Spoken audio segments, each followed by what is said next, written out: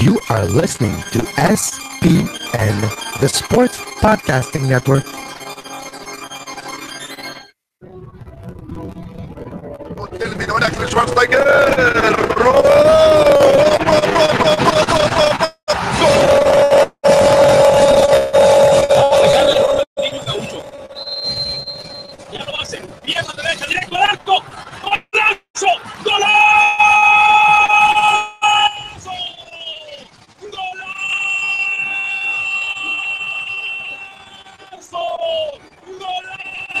This is Soccer Today, live on SPN Radio, your new live show about the beautiful game in all its glory, with Duane, Rollins and Kevin Laramee. MLS, EPL, La Liga, Champions League, all is fair game. Powered by the Sports Podcasting Network. Visit us at sportspodcastingnetwork.com. Welcome to another week of Soccer Today. This is Soccer Today. And Jonathan Tannenwald joins us on the line from Philadelphia. We'll get to you in a minute. Jonathan, how you doing as always? But before we get into all that, even though this is Soccer Today, I do want to do a bit of a hat tip, a bit of a shout out to the Canadian under-19 basketball world champions. Never thought I'd ever say that. Yeah, whenever Canada wins something, doesn't matter the sport outside of hockey, we kind of have to tip our hat and give it a little nod to them. Yes, exactly. And it's a tremendous accomplishment. There are parallels to Canadian soccer and Canadian basketball because I've watched them both for a long, long time. And there were a time back in the 90s when Canada basketball was competent as Canadian soccer at times. And they sure as hell turned that around. I think it all started in 95 when the Raptors came up here. And then a little after when Vince Carter sort of magnified the sport a little bit here, so he gets a little portion of that medal of Vince there. Sadly, he didn't re-sign with the Raptors for one last round. We kind of all were secretly hoping for number 15 to come back here, I think. And come on, you don't want him. We'll talk about it on Hardwood Radio with Ben later on this week. But interesting. Yes. All right. Let's get Jonathan involved in this conversation. Not necessarily about basketball, but about the Gold Cup. How you doing, Jonathan? We lose Jonathan? We lost Jonathan, so we're getting Jonathan back as we speak. He should be there in a second or two. But, Duane, when we're talking about the Gold Cup, and we actually saw a few amazing games, but I was expecting Florent Malouda to play against Canada, and I was quite disappointed on Friday. A lot of people were, although, I don't know. I really just was my focus on Friday was more on the on Canada, on the players that they would put out there and the performance that they would have. And it got a little terrifying there for a while. Those two goals, French Guiana, I thought this was all going to unwind, but somehow found two more with two goals by the Wunderkid himself. Alphonso Davies became the youngest scorer in a continental or World Cup final. That's impressive. That's a stat that I didn't think I'd ever dreamed that I would see Canada involved in. We talked about a lot of things we never dreamed about seeing Canada involved in already in this show. But the first player born in the 21st century to score a goal in either a continental championship final or a World Cup final, and it was a Canadian, Alphonso Davies. Yeah, it was 4 goals scored by Canada, and I don't know how to react to that game. It was quite weird, and we had like that moment when it was 3-0 and then Guyana scored 2 goals. I'm like, no, don't tell me it's going to be like this again. Don't tell me no, please. I had flashbacks, Wayne, and it was difficult to maintain composure. Well, precisely. Well, if you can read my Twitter feed, you can sort of see where that went. But alas, it looks like we might have just got Jonathan back on the line. You there, Jonathan? You did, yes. All right. Did we get you angry with the basketball talk? Was that it? No, I although that we do. We'll be back this week later with Ben. Yes. Okay. Yes. Yeah. No, it's funny because I should not. I should be sort of karmically pleased that the U.S. lost and then John Calipari stormed off and didn't want to hear about it. But it's a bad loss for USA basketball, that's for sure. unexpected a little bit there. Although Canada has been coming up and down in that. We'll talk about that on that other. Well, I won't. Kevin will on that other show. Let's get into the Gold Cup now, and we Kevin and I just talked a little bit about Canada's performance on Friday. We'll get to that in a minute, but I'm going to start with the Panama USA game, and I asked a simple question on Twitter during the game that sort of got a split response. Was the U.S. playing poorly, or was Panama playing well, Jonathan? Both. The other thing that tends to happen is that a lot of people around here tend to underrate Panama and think that the U.S. will just walk through the Gold Cup, and then they don't. And people get upset about it who aren't paying attention because they sort of condescend towards the CONCACAF teams because they think that the United States ought to be a member of UEFA instead. That didn't happen, obviously. And look, Panama's got very good players. We all know this. And, the U.S., for perfectly understandable reasons, did not call all of its big guns in for this tournament. Do they win that game yesterday if Josie Altidore is there or Darlington Nagbe is there or obviously if Christian Pulisic is there? Yes, they probably do. Do they now have to go out and win this group on goal difference instead of by beating Panama? Yes, they do. But it was a very good experience for the guys who are on this team to learn from and now know that they have to step their games up. And there is a fairly big incentive to win the group because if you finish second, you're going to end up playing Costa Rica. If you finish first, you're going to end up playing probably Canada or El Salvador. That's a pretty big difference. That is, perhaps likely there. Although, let's not count the Canadians out completely yet. That's a third place finish. Give us the lead of the group for once. We're there now. We'll take it. They have all but advanced to the quarterfinals, which is great. The question is, how many more points are they going to get? Precisely. I think we're going to find out tomorrow night whether this is bad French game. You're going to find out tomorrow. I think you're going to find out in the last game of the round.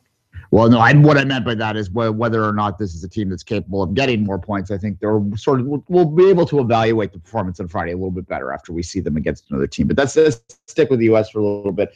I'm particularly interested in Dom Dwyer a bit. He's obviously recently became a U.S. citizen, recently became eligible for the U.S. national team. Right now, a year out from Russia, and whether he has a chance to be there. He has a chance.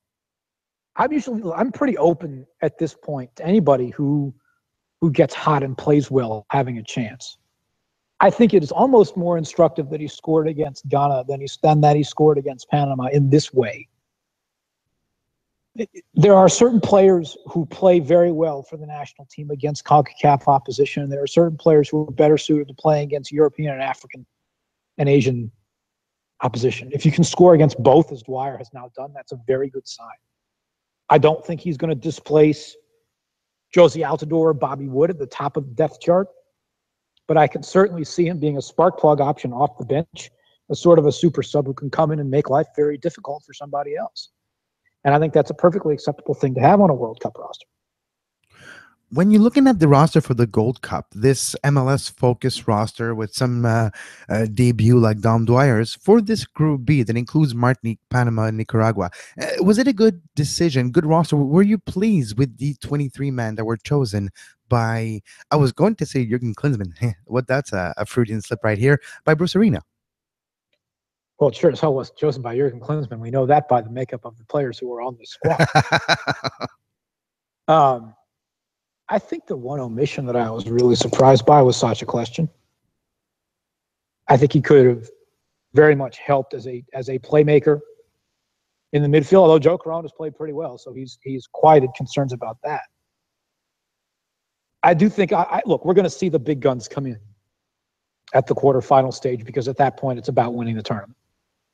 And it's certainly about beating Costa Rica in the quarterfinal or the semifinal or the final, and then beating Mexico in the biggest game of all. So if Bradley's going to come in then, I think everybody knows it. I would assume Altidore is going to come in then, and then probably Darlington Nagbe too. And then the question is going to be who else. Kellen Acosta obviously is not going anywhere. He's been playing very, very well. But who's going to come out? Kellen Rowe might. I think Chris Pontius is near certainty. He was called in as a late injury replacement for Kenny Saif, who I really wanted to see, and now won't because he's down with a groin injury. Will Alejandro Bedoya get withdrawn? I doubt it, but I also might not be surprised. Who else? The really interesting one to me, actually, in terms of the moves they make to go and try to ultimately win this thing, is in goal. And I think one of the biggest, there are two big incentives you have to win the group. One is obviously you get a much weaker opponent in the round of 16, and because of that, it would allow you to call in Jesse Gonzalez and goalkeeper and play him in that quarterfinal and cap time. Interesting. I think that's a really big incentive for the United States, that if they have to play Costa Rica in the quarterfinal and then Panama in the semifinal, instead of Canada or El Salvador, with all due respect to you guys, in the quarter, and then the winner of Panama, Costa Rica in the semi. If you can get El Salvador or Canada in that quarterfinal, you have a little more leeway to bring Gonzalez in and play him in that game. Now, 1-1 draw for United States in their opener in this year's Gold Cup against Panama. It was in Nashville. Close to 48,000 fans were at the Nissan Stadium. What do you think? What do you expect against Martinique for match number 2, July 22nd? So Wednesday, July 12th, sorry, Wednesday. Is it going to be a walk in the park for the U.S. on Wednesday? Well, Martinique's got a couple of good players.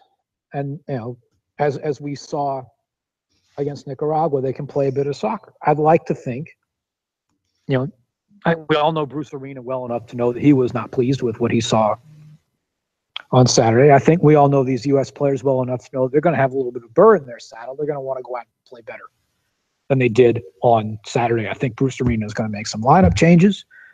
That'll help. I wouldn't be surprised if we see Eric Lehigh instead of Graham Zusi, a right back in particular. I think they need a little more dynamism out that way on the wings. So maybe put a little more firepower out there. And this is one of those games where, just go out, score a couple goals early, take the game by the scruff of the neck, and be done with it. And you do now have to go win this group on goal difference, so there is an incentive to go out there and run up a score. All due respect to Martinique and Nicaragua, but if these games end 3 or 4-0, that's what the U.S. has to do. All right, Jonathan, let's turn our attention for a couple more questions before we say goodbye today on the rest of the tournament as a whole. And obviously, we being Canadian and did have that result on Friday, which, after 3 World or Gold Cups in a row without scoring a goal, it was kind of nice to at least get that in there. How would you evaluate a 4-2 win against French Guiana, which is a team that we don't know a lot about, but we assume probably is maybe the weakest team in the tournament? I'm not sure I'd assume that. They've got a lot of players who play in France and players who are on teams who might not be starters, but are on the squad. I was there, as you guys know. I actually did see Canada score a goal from open play with my own eyes. French Guiana is one of those fascinating teams where, because they're a French overseas territory, they can play in CONCACAF, but they aren't an official FIFA nation, which is why there was this whole controversy with Florent Malouda and whether he could play, and the idea that if he did, they'd forfeit the game. They can play a little bit of soccer. I like their coach is a very honest, smart guy.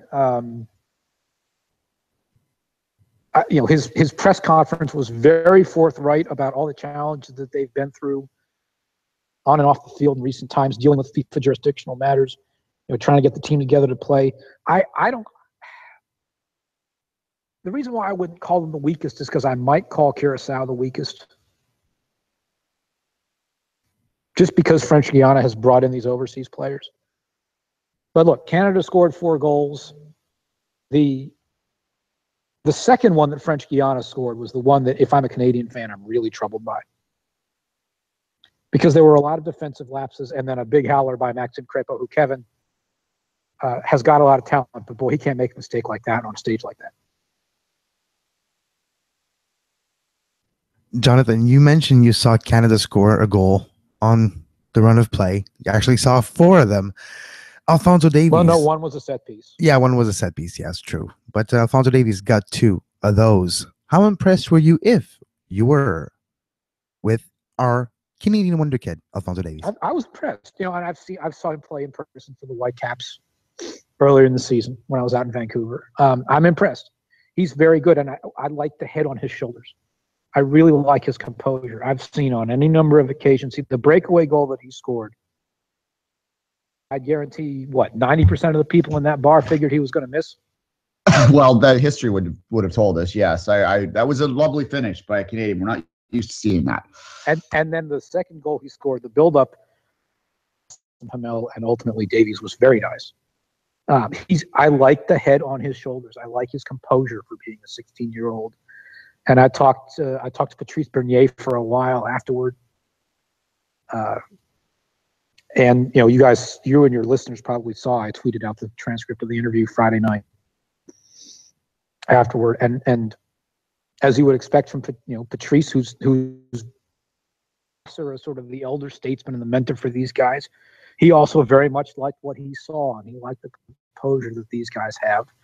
And I think that being in a professional environment beneficial to these guys. And I know how much we all love on this program to rag on the Whitecaps and the TFC and the impact for dominating the show in terms of player development in Canadian soccer. But every once in a while, they do a good job of it. Sometimes even more often than that.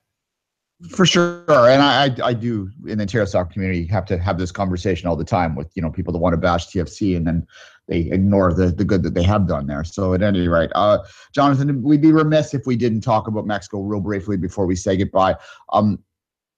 I thought there was a pretty impressive performance after, El Salvador got that 1 goal back and Mexico just sort of put the show on and showed to me that they should be the favorite in this tournament. Am I right to think that? In most Gold Cups, they are. I'm not willing to put them all the way in front of the United States as favorite just because so many of their really big guns were at the Confederations Cup. But they've got good look. Elias Hernandez is a very good player. There's plenty of talent on this roster. Everybody expects the final to be U.S.-Mexico, and it's up to Costa Rica and Panama to prove otherwise. Because Mexico's path to the final is going to be fairly easy. Panama and Costa Rica, who are the other 2 best teams in the field, are coming down the other side. I don't think Jamaica would be able to beat Mexico, even if Andre Blake has a big game. I don't think Honduras is going to be able to beat Mexico. They have some talent, but if you give me a Jamaica Honduras quarterfinal, as I think is likely, I'd probably tip Jamaica to win that at the moment.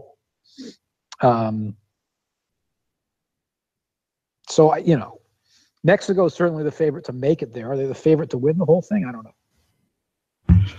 Fair enough. I'm personally hoping on the 10-year anniversary of Atiba being onside, I'd like to see Canada play the U.S. again. Really? I hadn't heard. Yeah, he was absolutely onside. All right, Jonathan, we thank you for your time as always. Anything going on you want to promote before we say goodbye? Not quite yet. The one thing I would say is that of the games that are left, the one that I am looking forward to the most is Jamaica El Salvador, because that's probably the closest game in the whole group stage field to a straight up 50-50 toss up. And maybe, Costa Rica, Honduras is the other one. I think that game will be really interesting. Can Jamaica win it and get to second? Will El Salvador beat them? Get to second? How's it going to affect the third place finishers and all that? I think that is, to me, the most interesting game to watch, even above Canada, Honduras left on the schedule.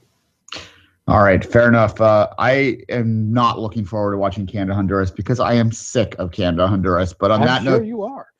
on that note, I will remind people that Canada did defeat Honduras in the semifinal game in BC. So it's not like it's complete. It's there for the taking this time. For sure. And this is, we know that this is the baby Gold Cup, but nonetheless for Canada, I think it's important for their confidence. And speaking of which, we're going to take the break now. Kevin and I are going to come back and we're going to talk about Canada moving forward and Canada game on Friday.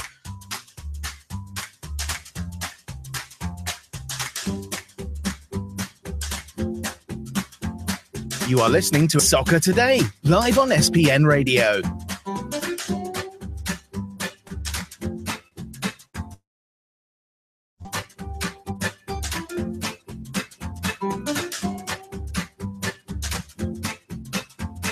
Visit sportspodcastingnetwork.com for more.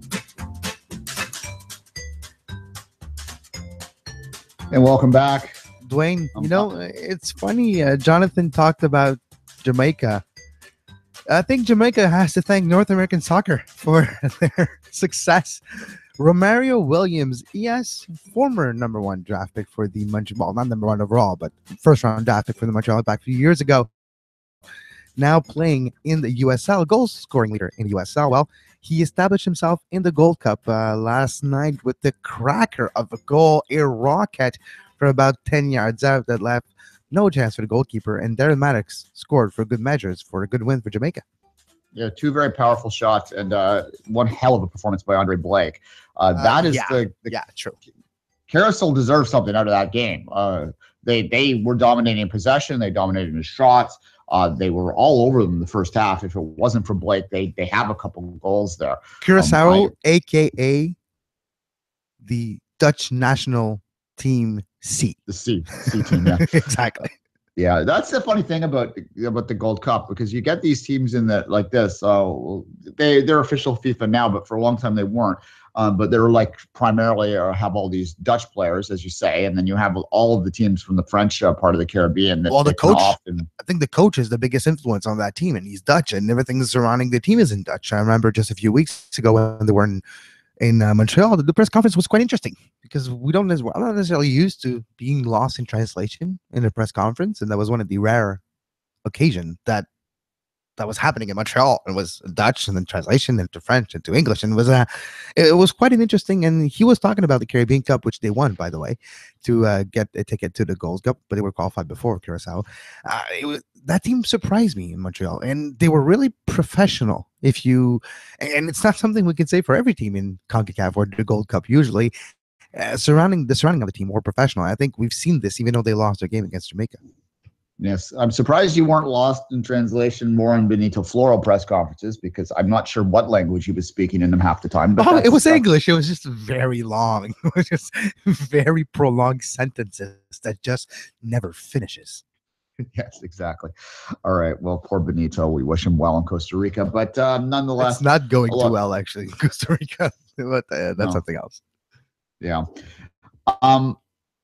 Way too early to tell much of anything with the new era of Canadian soccer right now. But 2 wins on the trot is nothing to completely get upset about, because even if they are playing opponents that we think that they should have won, and they have won, as Jonathan said, it seems unlikely that they're not going to qualify for a quarterfinal. So that is something that I think we all looked at heading into this as being the goal for Canada.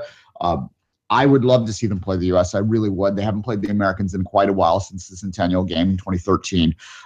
So it would be nice to get another run at them, especially in a knockout game when they're going to have their big guns there. And you always want to test yourself against the big teams in the region. And having seen them play Mexico a couple times in the last year, yes, and more than the revenge factor, which is certainly always there. It would be lovely to see them beat the U.S. again in my lifetime, in either the women's or the men's side. Yeah, and I think you have the aspect of a lot of Major League Soccer player for Canada are talking about Patrice Bernier, Anthony Jackson-Amel, Alphonso Davies, that are used to playing against the players that are going to play for the U.S., and that could mean something, right? There won't be necessarily having as much of it. Cal Iron, if he's back, will have that moment too. We're not going to have that inferiority complex that we usually have because of the new crowd. I think that's the biggest thing from the first game, Duane.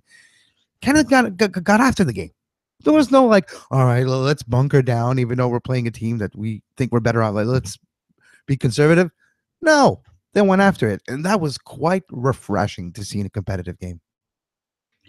No, precisely. And actually, there was an interview on Extra Time Radio last Thursday, which Jiggy Smet was in, and there was not a lot of Canada talk, but the Canada part of it I found quite interesting. If you haven't listened to it, the TLDR of it is basically that Canada needs to find a way to play with more confidence. It's exactly what he said. And he sort of implied that, there's still ways to go talent size, but there was enough talent there to compete with the middle part of CONCACAF. But their biggest problem in Schmidt's eyes as an outsider was that they played they played timid. And when you play timid, you lose. And I think that that's something that maybe we saw a little bit there. And it's why I have a little bit more hope right now than I have in the past. Now, normally, hope is dangerous when it comes to the Canadian men's national team. It's dangerous because you're vulnerable and you can get hurt. That's why it's dangerous. Exactly. But, what's the old adage that heartbreak is the price you pay for love. So there you go.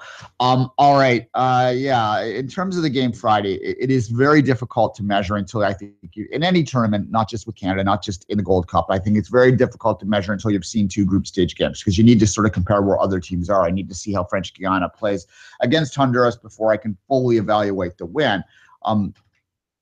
That said, again, a win was a win, and they really needed a win. We needed a goal. We got a win. We got 4 goals. We're playing Costa Rica. That will not be easy on Tuesday, tomorrow night, to play Costa Rica. But Duane, I am, like you mentioned, I have a little bit more hope. I do feel that with the likes of Davies, Anthony Jackson, they're training, they're going to Houston. It's going to be very hot, but the last few weeks they've been training those conditions, so they will be kind of used to it by that point. It's still, for me, the new crop of Canadian players. And we saw Maxime Crépeau play in this game. Borjan was injured and was substituted by Maxime Crépeau. So it was fun to see Maxime Crépeau play in the Gold Cup. And he was playing, and his confidence is building too. So I do feel Canada gained confidence with this game. And you know what? A test against Costa Rica, you never know what can happen in the Gold Cup. I wouldn't even be that shocked if Canada gets a draw on Tuesday night. I mean, I'd be pretty surprised if they got a win. But yeah, look, they drove them in the last Gold Cup. Now, obviously, Costa Rica was kind of content with a 0-0 draw that day at BMO Field, but nonetheless, they did get the result. So that is there. Canada doesn't have as bad a record against those mid-level CONCACAF teams as people think when you look historically speaking, or even in the last 10 years, when they're not in Central America. When they're in Central America, that's the big area that they need to improve upon next, and that can't happen in the Gold Cup, obviously. So I'm kind of actually glad that it's going to be in the heat. I'm kind of glad that the conditions for this game are going to be challenging, because I think that's the closest thing you can do to emulate some of the challenges you face in Central America in World Cup qualifying, which, let's face it, the B Gold Cup is the least important international competition Canada is involved in. I would say that the next Gold Cup is the second least important, and obviously World Cup qualifying is the most important. So getting some kind of challenge, some kind of measure, some kind of way to try and improve yourself so that you can be more competitive in those bigger moments is something that's vital. And look, that said, when the first ball is kicked in anger, then you sort of forget all those rankings and you just want to win. Canada doesn't have a lot of experience winning. And as I was arguing with someone on Twitter the other day, that we shouldn't be cynical about a win over French Guiana. We should embrace it, because this country has not experienced very much winning lately, and they need to figure that back out. No, definitely. So the next few days will be interesting. And I think, at least with this performance, we got 3 points. We got goals. We got some positive already in this Gold Cup after one game. All right. Going to keep it to a half hour today, but real quickly before we wrap, and we're going to embrace all of tomorrow's show is going to not be so Gold Cup focused. We'll probably preview a little bit of the Canada game, but nonetheless, we'll try and look at some of the other stuff that's happened in the world of football. The Wayne Rooney transfer, maybe we'll have a long conversation about Wayne Rooney and where he ranks in sort of the all-time United pecking order there. I think that's an interesting conversation to have. Preseason's beginning to crank up, so we'll have a bit more of a European focus, I think, tomorrow. But for today, Gold Cup is what it is, and that is the tournament that we will be focused on most of all in the rest. Last question, Kevin, to you before we wrap the show up. In terms of the rest of the tournament so far, what's jumped out at you? Well, Jamaica, obviously, with the performance of Romario Williams, Darren Maddox, and Andre Blake in goal. One of the best goalkeeper in Major League Soccer, goalkeeper with a very bright future in front of him, probably in Europe somewhere in a big club. But his performance for Jamaica was impressive yesterday, and I did like how Romario Williams is playing, and I kind of wonder what happened. Montreal Impact could really use a player like this right now.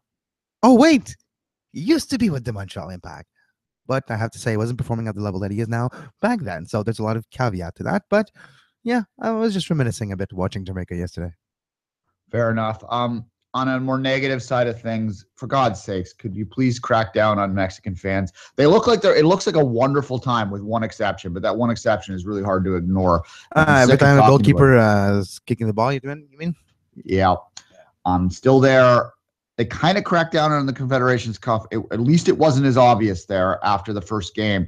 You weren't hearing it. So it is possible if you're hardcore about it. And I think maybe the fans that could afford to travel to Russia might not have been as refreshed and broy as the ones that are filling the stadium in San Diego. It is not a tradition. I watched Mexico games. I've been watching Mexico games my whole life. They weren't yelling that in the 90s, the 80s. I don't really remember the 80s that well, but they weren't really yelling it back then. So there is no excuse to continue yelling it now. Stop it. And the only way maybe to stop it, the only way they might get the message is to close Azteca for a game in World Cup qualifying. And one day someone's going to have the, well, you know what, to step up and make that kind of call. And they were calling for that on the Fox Sports broadcast last night, if you saw the halftime show. So good for them for doing that. All right, let's stay off the negative. It's not going to get fixed this tournament, I don't think. So we'll watch, and we'll continue to watch forward, and we'll be back tomorrow, like I said, with more of a European-focused show. Little bit of Gold Cup preview, I think, of the Canada game, focused on that, obviously. But until that time, Kevin, as always, say goodbye. You can follow Duane on Twitter at 24th Minute and myself at Kev Laramee, the show at Soccer Today SPN. You can stay tuned to the Sports Podcasting Network all week with our Gold Cup coverage on Soccer Today, as well as our French show, the only French show on the network, Sur la Transversale, which will be out later this week with Canada Talk in French, of course, for our French listeners across the world, because it's not just in Quebec, but it is focused about Montreal and Montreal Impact, the show, and of course a little look in Canada during the Gold Cup. And by the way, it kind of looks like I'm going to Chicago, so next month make sure you catch our coverage of the Major League Soccer All-Star Game. The All-Star team will face Real Madrid. And until tomorrow, as always, I'm Kevin Laramee, and have a great soccer. You were listening to SPN, the Sports Podcasting Network. Visit us, sportspodcastingnetwork.com.